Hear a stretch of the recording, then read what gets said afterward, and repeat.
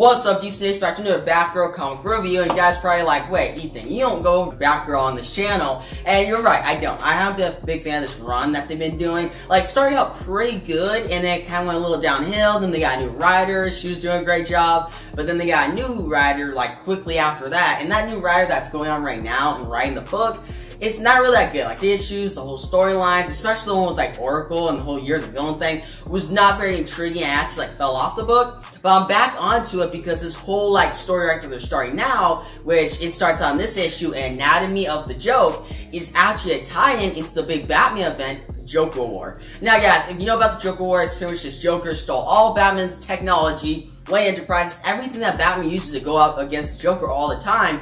Now he has it. Batman is more helpless, so Joker more powerful. That's pretty much the basic premise of it. There's more to it, but you can check out more of my thoughts on that in my Batman number 95 review. But here it's about this Batgirl issue, alright? Number 47. Now, this whole thing is just marketed as Batgirl versus Joker, right? Joker comes to her door, and it goes devastating results as it goes forward. Now, last issue we saw pretty much Barbara Gordon, she comes home for pretty much fight as Batgirl. She's with Jason Bard, which was the one, her new boyfriend away, and she got home, but Joker's right behind the door, just with some flowers, right? Just being all Joker style. Now, Joker's there all creepy, right? But Barbara in this issue walks through the door. She makes it in, and she's talking to Jason Bard. She's keeping the secret that she's Batgirl. Now, she pretty much monologues the captions saying that, oh wow, I finally reached like a healing point.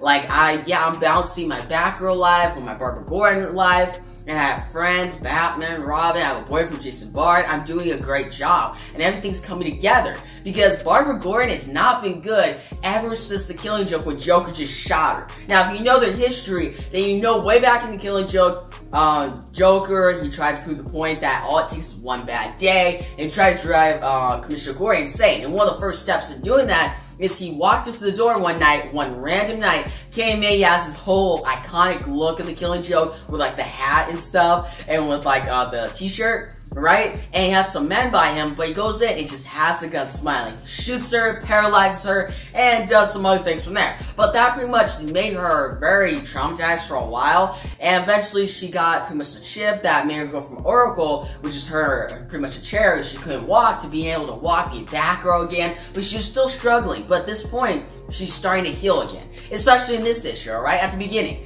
Now, she puts on the TV, she sees, oh, Wayne Enterprises stocks are down, things aren't going so well. But she doesn't notice that, she doesn't really click in her brain that way, something going on. But what happens is she pretty much smells something, like pretty much rotting flowers, which Joker brought in. Now, she goes out, she's like, stay calm, and she gets like a vase or something in her apartment, and she throws it. And it hits Joker straight in the face, right? And Joker just laughs, and she's like, no, I'm just trying to heal, this is not gonna happen. Barbara just punches him, just starts fighting him, and starts taking him down. And she's like, no, this is not gonna happen, this is just a dream, I can take him down. And Joker's like, spare me this whole fight. And he actually gets his remote out and clicks it, and she just shocks her body. Pretty much now he has controls of that chip inside her spine that makes her not paralyzed. So she drops to the ground, and we see her on the ground laying helpless. Joker's like, alright, let me tell you why I'm really here. And he's like, you're paralyzed right now, I just took you down because I have control of it because I have Wayne Enterprises. And Barbara was like, there's no way he could get control of that.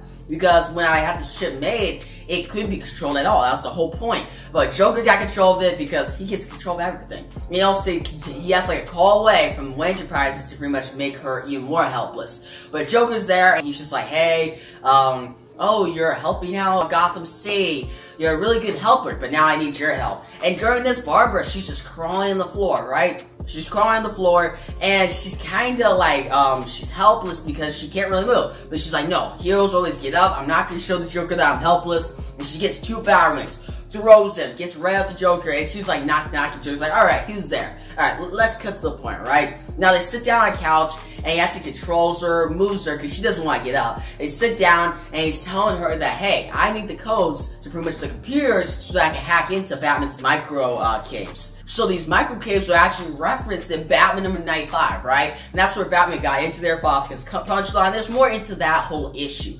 But Joker wants access to them because then he finds out all different Batman stuff, controls his technology, gets more powerful in a way. He gets more stuff that he can mess with Batman, right? And Batgirl is just not complying. Like, Barbara's like, no, I'm not gonna help you out. Why would I help you out? And Joker's like, well, I'm trying to be nice about this because I actually convinced Lucius Fox to work with me and give me access to the Hibernaculum, which that's pretty much like one of like Batman's different caves, right? All his technology. And Joker's like, all I did was put some pins, make it Jokerized, and I could do the same thing for you, but I'm not gonna do that to you, Barbara. And Barbara's like, really? Come on, cut to the point. I know you want that, but you know I'm not gonna give it to you. And Joker's like, alright, let's play a little game. He gets her up and actually starts like dancing with her, right? And he kind of controls it. It's kind of like weird. And he's telling her, oh, you're manipulating Jason Barry by not telling him that you're Batgirl. And Joker's like, I actually love that, manipulating people. He's like, you're just like your brother, which is James Gordon Jr. And Barbara's like, I'm not like him. Now, before this though, she's trying to search for like a different like signal inside her apartment. Now it's bat signal, sends out signal to somebody to the Batcave. But as she goes to get it, she actually clicks on it. She's like, oh, I'm good, somebody's coming. Turns out that only goes to Alfred, and Alfred's dead, right? Like, Alfred got his neck snapped, and that's actually still that Joker. It lit pretty much every Batman villain has been using against Batman ever since. But pretty much Barbara's whole goal now is, alright, I just gotta stay alive. She's doing this, and Joker just leads her out, and she's like, alright, I'll give you the codes. Joker's like, finally, I knew you'd break, I knew you'd crumble. And she starts giving her, she starts like kind of giving him fake codes, like not really like super, straight to the point, right? It's not like, oh, the code is this. No, she's like, oh, you have to do this, that, but then you have to hack like this impossible code. And Joker's like, well, it can't be impossible. I can hack anything. And she's like, hey, you might have control of me, but you don't remember one thing. And she's like, I control my own body. She pretty much puts a knife inside her spine to take out that chip. And now she can't move again, but she's not controlled by the Joker. And Joker's like, okay, I'm gonna go then. Because he's like, alright, I gotta go find these caves. Because right before she did that to herself, Joker's like, hey, thanks for the codes. I'm gonna take you to the Batcave, show you my triumph, and show how I pretty much got this out of you. And Barbara's like, no, I'm not gonna be controlled yet. I'm not gonna be controlled by this clown. Now, what she does before Joker can get away, because technically he has the codes, she throws a knife right at his back. And what she was saying before this was, hey, all the people who work for you, Joker, they pretty much work for you, but they always go away. They don't stand by you. Where the people in the Bat family, we always got each other's back. And it's kind of ironic, right? Because she throws the knife at his back, and he falls to the ground, and he's like, okay, Barbara Gordon. And that's how the issue kind of ends. Like, he's surprised. He's like, he's impressed. Like, she got him. And they're on the ground bleeding. Now, that's an interesting way to end it. It was kind of weird in this issue, though, seeing Joker, like, manipulate and stuff. Like, I get, okay, it's supposed to remind you of Killing Joke, how he pretty much traumatized her, but Barbara's got into that healing point. See that kind of just crumble over, like, a Joker War event? Not really the best timing. And the art in this issue is not the best. Like, the last two pages looked really good, but the rest of the issue was kind of, I didn't like how Barbara was drawn. I didn't really like how Joker was drawn in certain panels. Like, some of the panels with Joker, his face did not look that good. But still, the whole, the panel layout was not that bad. It was more just like the figures of the characters and like the facial expressions. Those weren't that good.